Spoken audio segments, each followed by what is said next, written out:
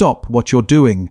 The 2026 Formula One season hasn't even officially started, and it's already facing its biggest technical scandal since the 1994 traction control wars. While the casual fans were distracted by the new, nimble chassis and active aerodynamics at the Barcelona shakedown, a massive storm was brewing in the garages of Mercedes and Red Bull. It's being called the 17-5v1 scandal. For 3 years, the FIA has promised us that the 2026 engine reset would be the great equalizer. They mandated a strict 16:1 compression ratio to ensure that new manufacturers like Audi and Ford wouldn't be humiliated on day one.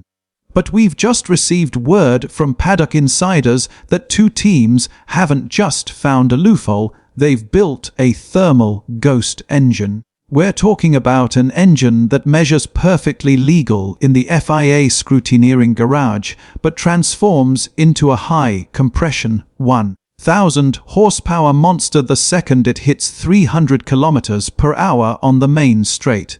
If these reports are true, Lewis Hamilton's move to Ferrari isn't the fairy tale we hoped for, it's a tactical nightmare. Today, we are breaking down the secret GPS data, the expanding metal theory, and why the 2026 grid is already broken before the first light has even turned green. Let's get into the how, because this is where it gets brilliant and terrifying. To understand the drama, you have to look at Article C5.4.3 of the new 2026 technical regulations. The FIA dropped the compression ratio from 18:1 down to 6:1. On paper, this was supposed to limit peak power and force teams to rely more on the 350 kV electrical system. But here is the gotcha that has the Ferrari and Audi engineers screaming foul. The FIA measures compression ratio statically. That means they check the physical dimensions of the engine when it's cold, sitting on a stand in the garage. According to whispers from the Barcelona pit lane, Mercedes and Red Bull powertrains have developed what insiders call thermal expanding crowns. They are allegedly using proprietary metal alloys, materials usually reserved for aerospace engineering, that expand at a non-linear rate under extreme combustion heat. When the engine is cold, it's a perfectly legal fixed C1.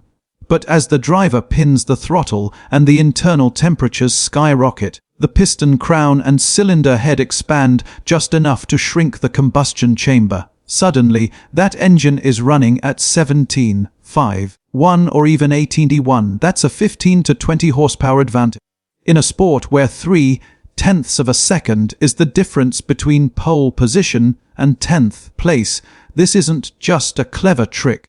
It's a knockout blow. And the kicker: the FIA's current sensors can't see the compression ratio changing while the car is at full chat. Now, let's talk about the human drama, because this is where the hype meets the harsh reality. Think about Lewis Hamilton.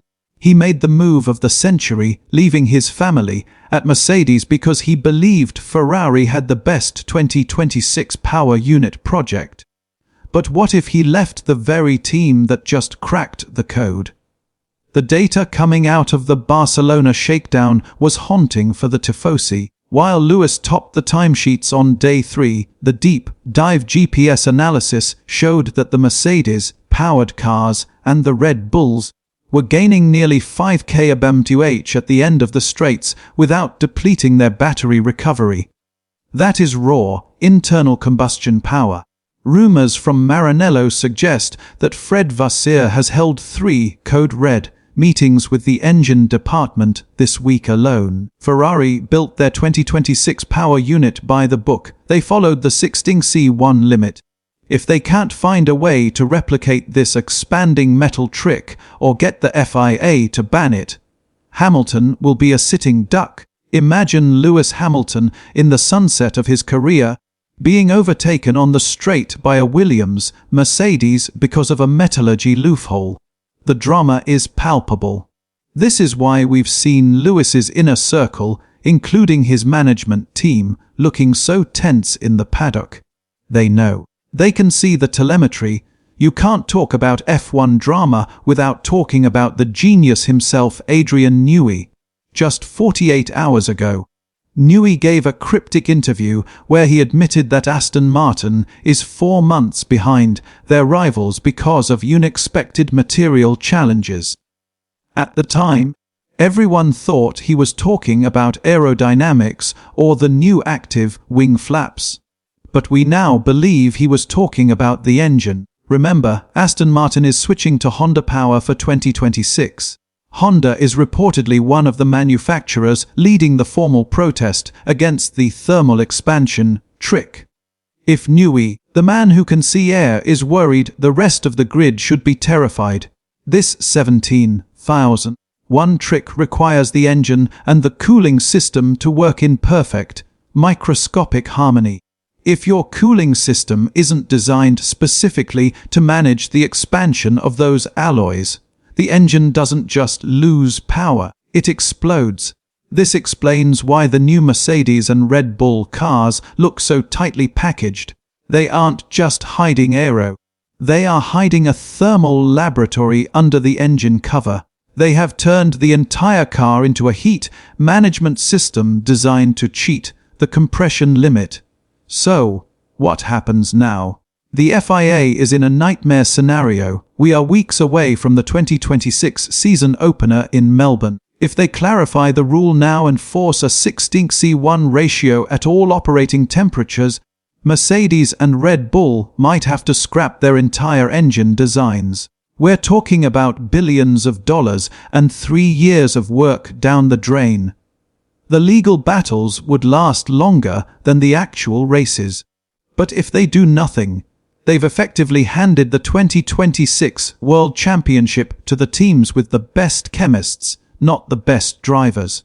Toto Wolff has already dismissed the rumors, telling rivals to focus on their own homework, which, in F1 speak, usually means I found something you didn't, and it's going to hurt. Meanwhile, the Power Unit Advisory Committee is meeting in Geneva as we speak. This is the civil war that could define the next decade of Formula One. This is where I need you. The mainstream media isn't talking about this 17:1 ratio yet, they're still focused on liveries. But you know the truth now. Is this genius engineering that should be celebrated, or is it an illegal loophole that ruins the spirit of the sport? I want you to comment illegal or illegal right now. I'm going to be in the comments for the next 2 hours replying to your theories. If you want the most authentic, unfiltered F1 news as the 2026 war unfolds, hit that subscribe button. We are tracking the GPS data from the next test session, and you won't want to miss our update on Ferrari's emergency response. The 2026 season hasn't started, but the war is already won. I'll see you in the next one.